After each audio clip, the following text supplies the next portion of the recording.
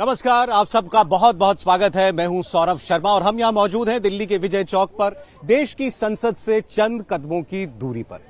देश की पार्लियामेंट के अंदर 17वीं लोकसभा बैठी हुई है और इस लोकसभा में देश के सांसदों के सामने एक ऐतिहासिक मौका है कि वो गलती ना करें जो इससे पहले 16 बार देश की लोकसभाएं कर चुकी हैं। देश को जब आजादी मिली तो उस वक्त देश के हर नागरिक की तरह महिलाओं को वोट देने का अधिकार तो मिला। देश में महिला सांसद भी चुन करके आई, देश को महिला प्रधानमंत्री भी मिली, देश को महिला राष्ट्रपति भी मिली और आज भी देश की राष्ट्रपति एक महिला ही है। लेकिन उस वक्त किसी ने यह नहीं सोचा कि हम देश की आधी आबादी को जन प्रतिनिधित्व में उसके अधिकार का आरक्षण करके 50% या 33% संसद में बैठाने का हक उसको दें। और 27 साल पहले जब इसे लेकर एक विधेयक पार्लियामेंट में आया भी तो देश के पुरुष सांसदों ने उस बिल को फाड़कर कूड़ेदान में पहुंचा दिया। आज नरेंद्र मोदी उस गलती को सुधारने का मौका सबके सामने लेकर के आए। देश के तमाम सांसदों के सामने एक ऐसा मौका है जिसे अगर वो हाथों हाथ लें तो इतिहास बना सकते हैं, इतिहास के साक्षी बन सकते हैं। चुनाव की दृष्टि से भी इसको देख लीजिए तो नरेंद्र मोदी का एक बहुत बड़ा दाव है। कोई अगर कहता है कि इसके पीछे चुनावी सोच है, अगर वो सही भी है तो एक गेम चेंजर सोच है। क्योंकि अगर आज कोई इस विधेयक का विरोध करता हुआ दिखाई देता है तो देश की आधी आबादी उसको माफ नहीं करेगी, पूरा देश माफ नहीं करेगा उसको, और कम से कम 50 करोड़ वोटर यानी हमारी महिला वोटर तो उसको पहचान ही लेंगी। लेकिन इस बार ये क्यों कहा जा रहा है कि ये कानून बनेगा? इस बार महिलाओं को 1/3 आरक्षण जरूर मिलेगा। नरेंद्र मोदी ऐसा कौन सा जादू करने वाले हैं जो अटल बिहारी वाजपेयी नहीं कर पाए, जो मनमोहन सिंह नहीं कर पाए? इस बार आखिर आम सहमति से, सर्वसम्मति से ये कानून कैसे बन सकता है? और साथ ही अगर कोई भी सांसद कल जब इस बिल पर चर्चा शुरू होगी और आगे जाकर इस पर वोट पड़ेगा, कोई गड़बड़ करने की सोच रहा है, विरोध करने के बारे में सोच रहा है, इस बार भी अगर कोई ये सोचता है कि इस बिल की कॉपी को छीन लेगा या फाड़ने की कोशिश करेगा तो वो ये जान ले कि देश उसे देख रहा है। ये रिपोर्ट देखिए और आप तय कीजिए, क्या ये सही वक्त नहीं है जब देश को, देश की महिलाओं को यह हक मिलना चाहिए? मोदी ने जो इतिहास लिखा, मोदी ने जो काम किया, वो काम सोनिया गांधी भी कर सकती थी, मनमोहन सिंह भी कर सकते थे, एचडी देवेगौड़ा भी कर सकते थे, अटल बिहारी वाजपेयी भी कर सकते थे। मौका सबके पास था, मगर 27 सालों में 11 बार कोशिश करने के बावजूद कोई भी सरकार महिला आरक्षण बिल को पास नहीं करा पाई। अटल जी ने कोशिश की लेकिन तब उनके पास संख्या बल ही नहीं था। 96 के बाद हर पार्टी की सरकार आई, हर किसी के पास मौका था, लेकिन सबने महिला आरक्षण को सिर्फ बहाना बनाया, कोई लेकर नहीं आ पाया। और जो लेकर आया उन नरेंद्र मोदी को क्या क्या नहीं कहा गया।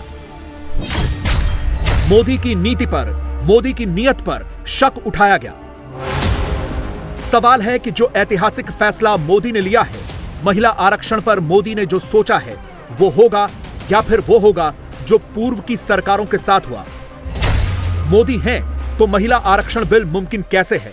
लोकसभा में, राज्यसभा में मोदी की राह में, महिला आरक्षण बिल की राह में कौन कौन से रोड़े हैं? इस बिल को कौन कौन मोदी विरोधी अटकाएगा? वो कौन से मोदी विरोधी हैं जो इस बिल पर देश को भटकाएंगे? सबके नाम, सबके चेहरे, सबके नए पुराने बयान आपको दिखाएंगे।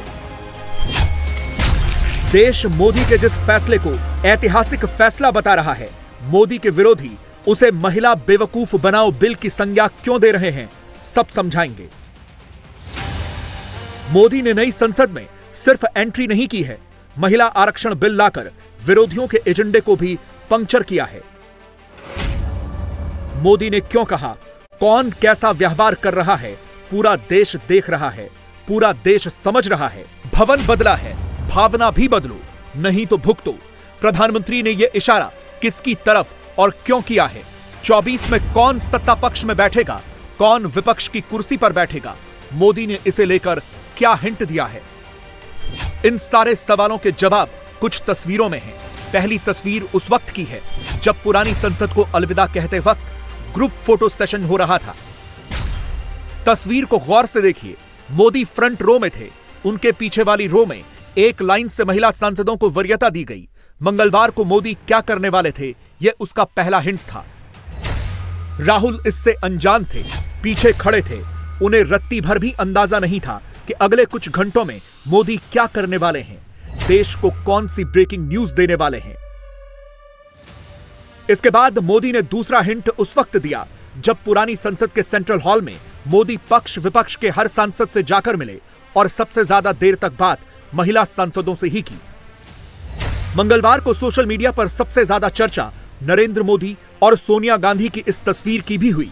यह सिर्फ एक आई कांटेक्ट नहीं था, विपक्ष पर आने वाले सबसे बड़े स्टॉर्म के संकेत थे।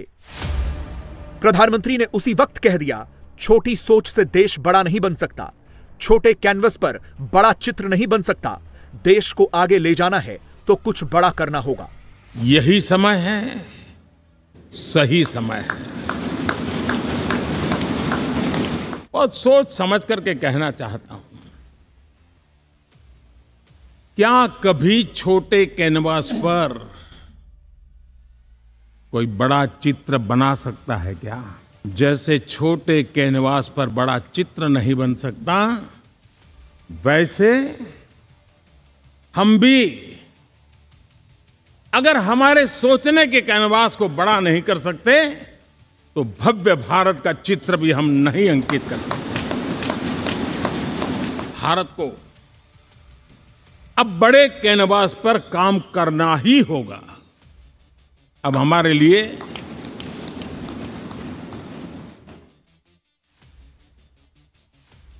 छोटी छोटी चीजों में उलझना वो वक्त चला गया है। मोदी सोच कर आए थे, पुरानी संसद से नई संसद के बीच की दूरी छोटे स्टेप से नहीं, बड़े स्टेप से नापी जाएगी। मोदी ने वो स्टेप सोमवार रात कैबिनेट मीटिंग में ही ले लिया था। मंगलवार को उसी बिग स्टेप के साथ वो नई संसद में प्रवेश कर गए और देश की आधी आबादी के हक में वो फैसला ले लिया, जो फैसला भारत के लोकतांत्रिक इतिहास में 3 दशकों तक कोई दूसरी सरकार नहीं ले पाई। यानी नारी शक्ति वंदन अधिनियम या कहें महिला आरक्षण बिल, जिसे अब नई संसद के दोनों सदनों में पेश कर दिया गया है। नए सदन के प्रथम सत्र के प्रथम भाषण में मैं बड़े विश्वास और गर्व से कह रहा हूं कि आज की ये पल, आज का ये दिवस, संवत्सरी हो, गणेश चतुर्थी हो, उससे भी आशीर्वाद प्राप्त करते हुए इतिहास में नाम दर्ज करने वाला समय है।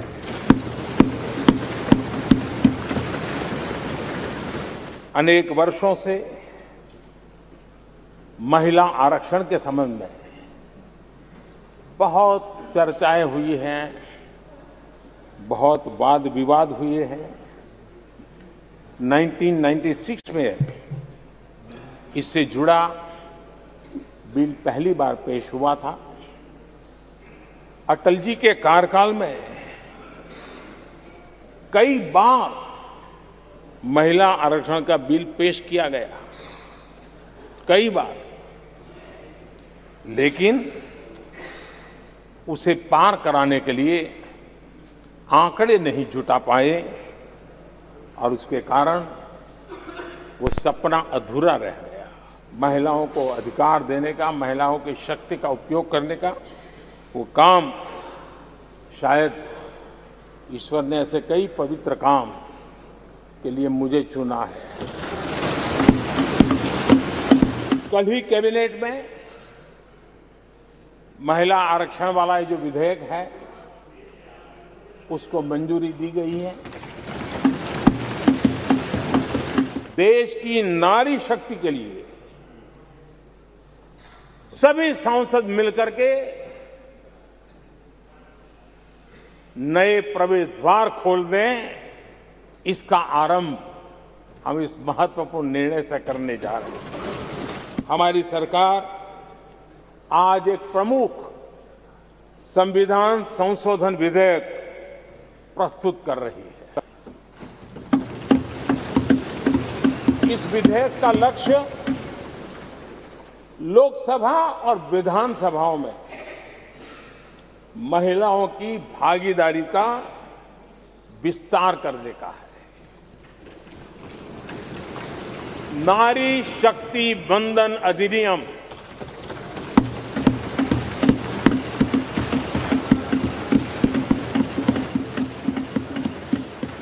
नारी शक्ति वंदन अधिनियम, इसके माध्यम से हमारा लोकतंत्र और मजबूत होगा। मैं सभी माननीय सांसदों से, दोनों सदन के सभी माननीय सांसदों से इसे सर्वसम्मति से पारित करने के लिए प्रार्थना करते हुए आपका आभार व्यक्त करता हूं। मोदी ने देश की आधी आबादी का साकार किया सपना, तो कांग्रेस क्यों बोली ये तो है अपना।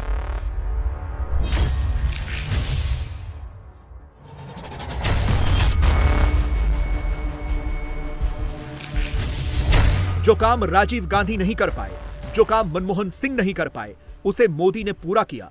मगर विपक्ष यहां भी मोदी पर ही हमलावर हो गया। सवाल है क्यों? कांग्रेस के इकोसिस्टम ने महिला आरक्षण बिल पर भी क्रेडिट वॉर शुरू कर दी। राहुल की 2018 वाली चिट्ठी कांग्रेस की टाइमलाइन पर घूमने लगी। कांग्रेस के नेताओं ने उसे रीट्वीट करना शुरू कर दिया। सोनिया गांधी ने 2014 में फैसला लिया। उनके प्रेशर में आकर ही मोदी ने अब जाकर महिला आरक्षण वाला वादा पूरा किया। कांग्रेस ने यह तक कहना शुरू कर दिया। The women behind the bill वाला पोस्टर मोबाइल घूमने लगा। फैसला लिया मोदी ने, विरोधी ने क्रेडिट दिया कांग्रेस पार्टी को, सोनिया गांधी को। आरक्षण की बात हमारे प्रधानमंत्री जी अभी कहे हैं। मैं ये कहना चाहते कि महिला आरक्षण 1989 में जब राजीव जी प्रधानमंत्री थे, तब स्थानीय निकायों के चुनाव में उन्होंने 1/3 आरक्षण महिलाओं के लिए सुनिश्चित किया था। तत्पश्चात कांग्रेस की सरकारों ने लगातार प्रयास किया कि महिला आरक्षण का बिल पास हो। डॉक्टर मनमोहन सिंह की सरकार के वक्त जो ये बिल आया वो आज तक जीवित है, राज्यसभा में पास हुआ है। ज्ञान है कि पूर्व कांग्रेस अध्यक्षा श्रीमती सोनिया गांधी ने पत्र भी लिखा था हमारे प्रधानमंत्री जी को, पत्र लिखा था।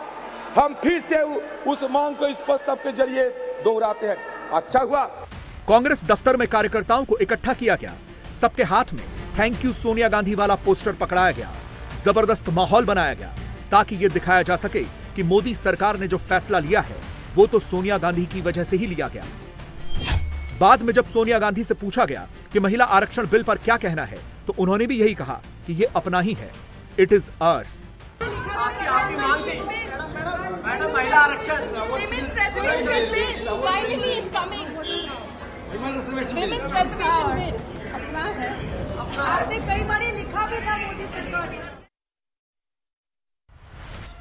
कांग्रेस का इकोसिस्टम अब यह कहकर भ्रम फैलाने की कोशिश कर रहा है कि महिला आरक्षण बिल तो मोदी सरकार का एक जुमला है।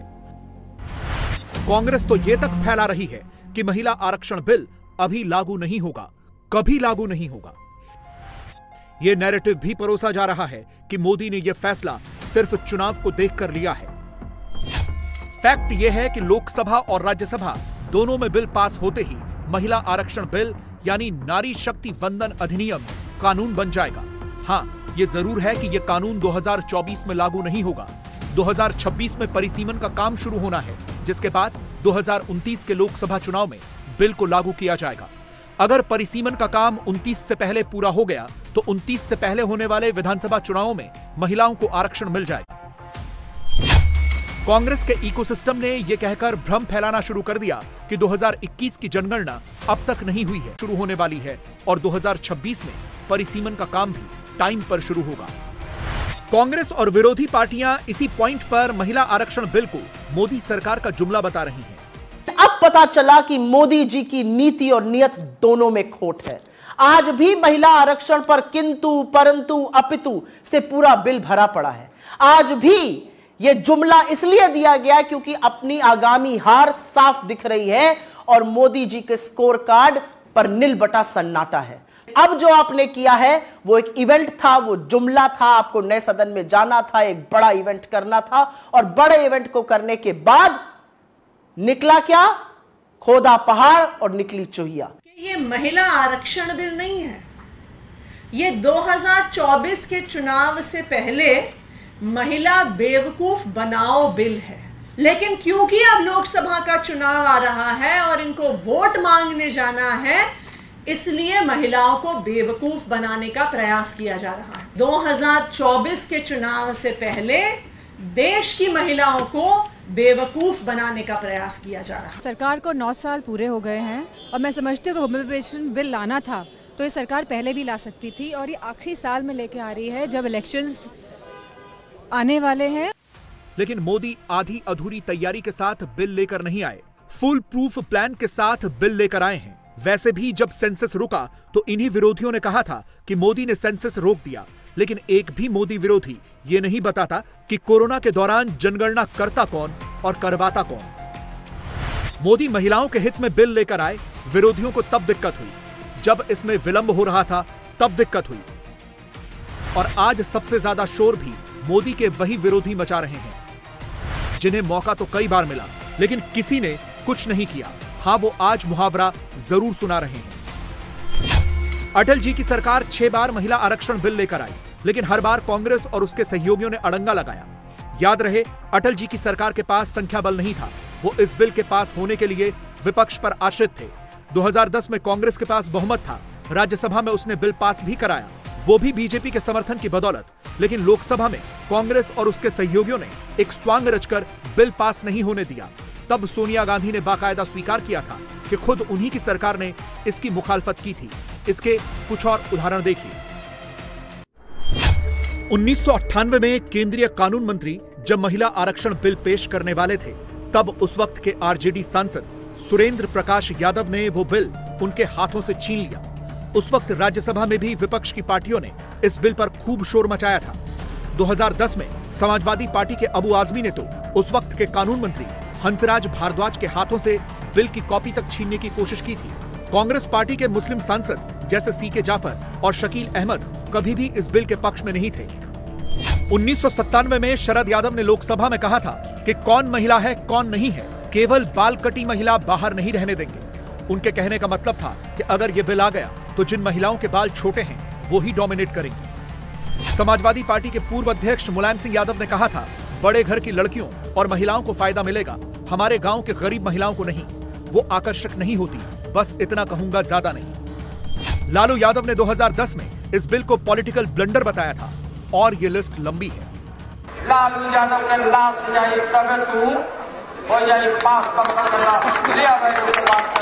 या बेटी को लाओ, गरीब दलित पिछड़ा मुस्लिम बेटी को लाओ, जिसका संख्या नगण्य है। अध्यक्ष महोदय, पूरा का पूरा षड्यंत्र है मुसलमानों के खिलाफ और दलितों पिछड़ों के साथ। जहां तक बीजेपी और कांग्रेस का सवाल था, हमने पहले कहा था ये दोनों एक हैं, ये दोनों ने सोचा किया लगा था, और आज भी इसी तरह से महिला आरक्षण लागू करके आपका महोदय जो साधारण परिवार के, गरीब परिवारों के, दलित परिवार के, मुसलमान परिवार के या पिछड़ी जातियों के लोग जो इस लोकसभा में 85-90% गरीबों की आवाज, किसानों की आवाज बुलंद करने वाले हैं, उनको वंचित करने का सबसे बड़ा षड्यंत्र इस कांग्रेस और बीजेपी का दोनों का है। ये दोनों मिलकर के देश के बर्बाद तो किया ही है, अब जो संसदीय लोकतंत्र बचा था उसको भी बर्बाद करने पर तुले हुए हैं। इसलिए बीजेपी आपकी हालत इसीलिए हो गई और हालत हो रही था। इसलिए जो प्रधानमंत्री जी ने वायदा किया था कि आम सहमति होगी, आम सहमति लेकर के ही हम इस बिल को पेश करेंगे। इसलिए अध्यक्ष महोदय, आम सहमति लेकर इस बिल को पेश किया जाएगा, ये प्रधानमंत्री जी ने वायदा किया था, और अभी तक आम सहमति नहीं ली गई है, और आम सहमति जब हो जाए तब सदन के अंदर पेश होना चाहिए। समय समय पर महिला आरक्षण बिल की मुखालफत करने वालों में जेडीयू, बीएसपी, आरजेडी, एआईएमआईएम ये सारी पार्टियां शामिल रही हैं। आज जो कांग्रेस से क्रेडिट लेने की कोशिश कर रही है, वही कांग्रेस इंडिया अलायंस में उन आरजेडी और जेडीयू जैसी पार्टियों को पार्टनर बनाकर घूम रही है, जो हमेशा से महिला आरक्षण बिल के खिलाफ रही है। अब इसे डबल स्टैंडर्ड न कहें तो क्या कहें। माननीय अधीर रंजन जी ने जो कहा वो फैक्चुअली इनकरेक्ट है कि पुराना बिल अभी भी जीवित है।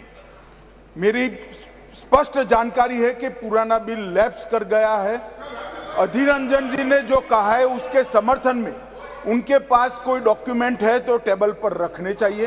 एक, या तो उन्होंने स्टेटमेंट विड्रॉ करना चाहिए। दूसरा, उन्होंने कहा कि इस बिल को लोकसभा ने भी कभी पारित किया था राजीव गांधी जी के समय में, कभी नहीं हुआ है। लोकसभा में जो बिल पारित होता है, अगर राज्यसभा उसको पारित नहीं करती है और लोकसभा का कार्यकाल समाप्त होता है तो वो बिल अपने आप लैप्स हो जाता है।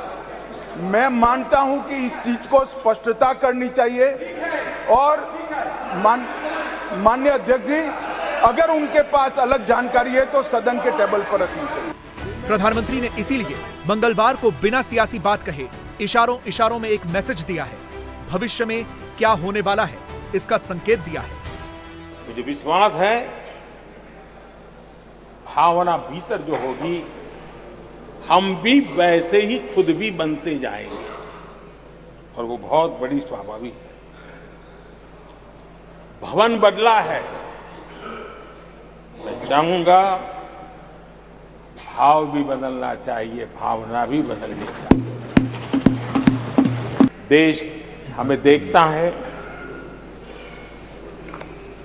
आप जैसा दिशा निर्देश करें। लेकिन माननीय अध्यक्ष जी, अभी चुनाव तो दूर है और जितना समय हमारे पास बचा है इस पार्लियामेंट के,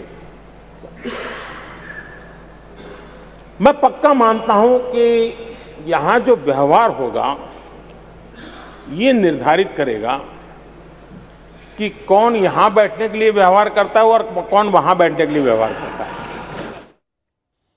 लगता है कि इकोनॉमी में 9वें नंबर का देश कनाडा दूसरा पाकिस्तान बनने की राह पर है।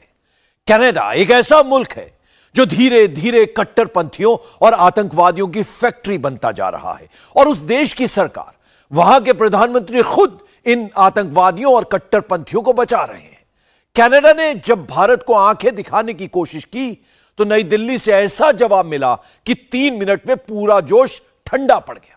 पहले कनाडा के प्रधानमंत्री को लग रहा था कि भारत को धमका देंगे, लेकिन जब भारत ने भी जवाब दिया तो अब कह रहे हैं कि हम भारत से कोई दुश्मनी नहीं चाहते हैं। सोचिए, एक देश ऐसा है जो कह रहा है कि भारत ने घुसकर मारा है, तो भारत का दुश्मन चाहे कहीं भी बैठा हो, कनाडा में बैठा हो, पाकिस्तान में बैठा हो या 7 समंदर पार बैठा हो, उसका हिसाब तो होना ही चाहिए। कनाडा अगर पाकिस्तान की राह पर चल रहा है तो पाकिस्तान का क्या हाल है, कनाडा को यह भी देख लेना चाहिए। कनाडा में जो कुछ हो रहा है यह सब देखकर पाकिस्तान में बैठे भारत के बड़े बड़े दुश्मन डर रहे हैं, उनकी धड़कनें बढ़ी हुई हैं और सांसें फूली हुई हैं। पूरी रिपोर्ट देखिए।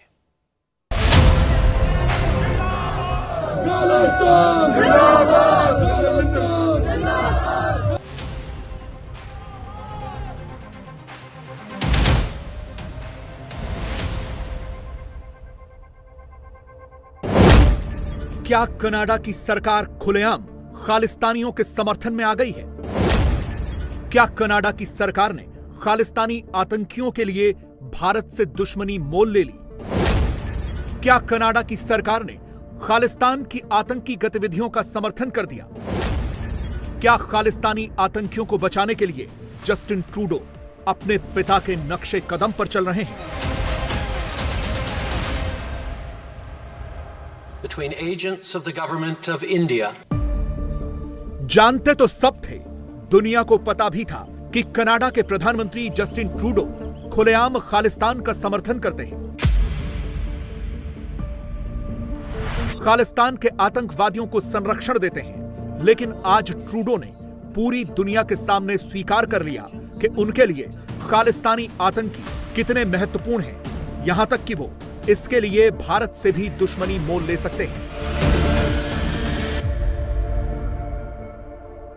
Over the past number of weeks, Canadian security agencies have been actively pursuing credible allegations of a potential link between agents of the government of India and the killing of a Canadian citizen, Hardeep Singh Nijjar. Justin Trudeau ने आज वो किया जो शायद ही पहले कभी हुआ हो। ट्रूडो ने खालिस्तानी आतंकवादी हरदीप सिंह निज्जर की हत्या के लिए भारत की सरकार को जिम्मेदार बताया है, वो भी तब जब हरदीप सिंह निज्जर की हत्या के केस की जांच चल रही है। अभी तक जांच एजेंसियां किसी भी नतीजे पर नहीं पहुंची हैं, लेकिन इसके बावजूद कनाडा के प्रधानमंत्री ने निज्जर की हत्या के लिए भारत को जिम्मेदार ठहरा दिया। कहीं ये इन तस्वीरों की खींच तो नहीं है? एक हफ्ते पहले ही जस्टिन ट्रूडो जब G20 समिट के लिए भारत आए थे तो वापस नहीं जा पाए क्योंकि उनका प्लेन खराब हो गया था। 2 दिन तक भारत में ही फंसे रहे, जिसके बाद कनाडा में उनकी खूब आलोचना हुई। ट्रूडो ने वापस पहुंचते ही संसद बुलाई और भारत पर अनाप शनाप आरोप लगा दिए। Canada has declared its deep concerns to the top intelligence and security officials of the Indian government. Last week at the G20, I brought them personally and directly to Prime Minister Modi in no uncertain terms. Any involvement of a foreign government in the killing of a Canadian citizen on Canadian soil is an unacceptable violation of our sovereignty.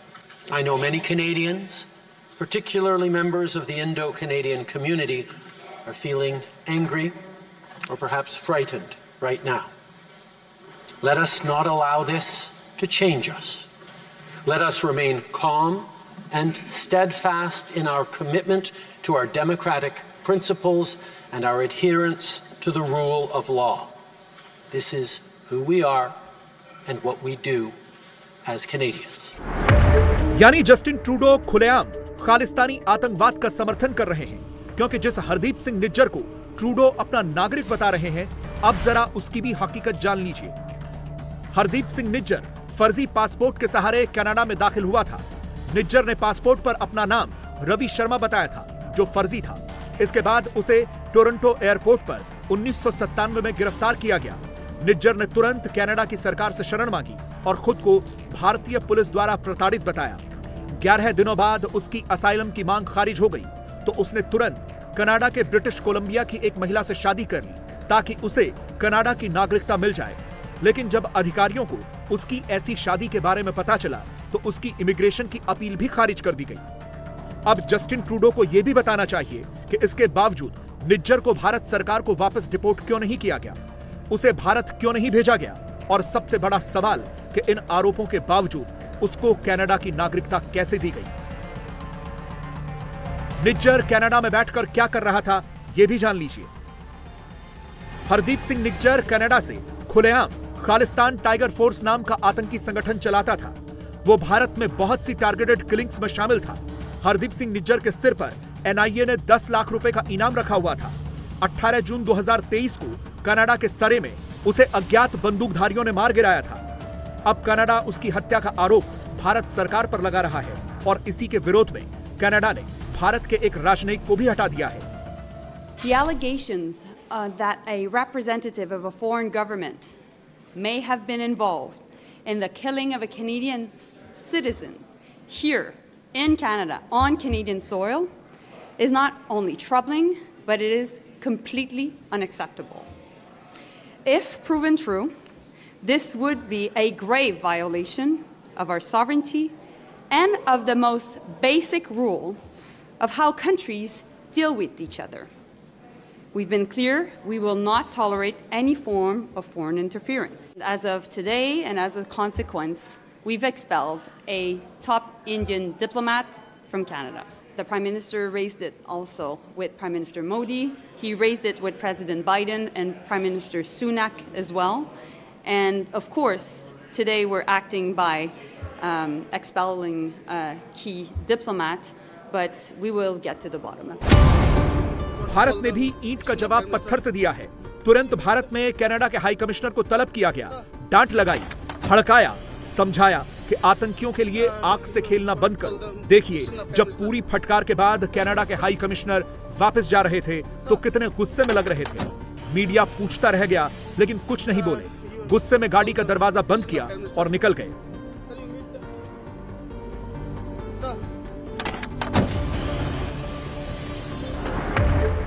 Bharat ने भी Canada के एक senior diplomat को निष्कासित कर दिया है।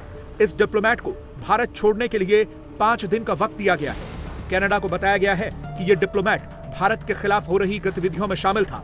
इससे पहले विदेश मंत्रालय ने कनाडा के प्रधानमंत्री के सारे आरोपों को सिरे से खारिज किया। भारत की तरफ से कहा गया है कि कनाडा की सरकार खालिस्तानी आतंकवादियों से फोकस हटाना चाहती है। यह भी कहा गया कि भारत की संप्रभुता पर हमला करने वालों को कनाडा लगातार संरक्षण देता रहा है। खालिस्तानी आतंकवादियों को डिफेंड करने में जस्टिन ट्रूडो अपने पिता पियरे ट्रूडो के नक्शे कदम पर चल रहे हैं। पियरे ट्रूडो 2 बार कनाडा के प्रधानमंत्री रहे। पहली बार 1968 से 1979 तक और दूसरी बार 1980 से 1984 तक। वो भी खालिस्तानियों के सिंपैथाइजर थे। कैसे, अब इसे समझिए। लेकिन यह जानने के लिए आपको 1985 में एयर इंडिया के विमान कनिष्क में हुए बम धमाके के बैकग्राउंडर को जानना होगा।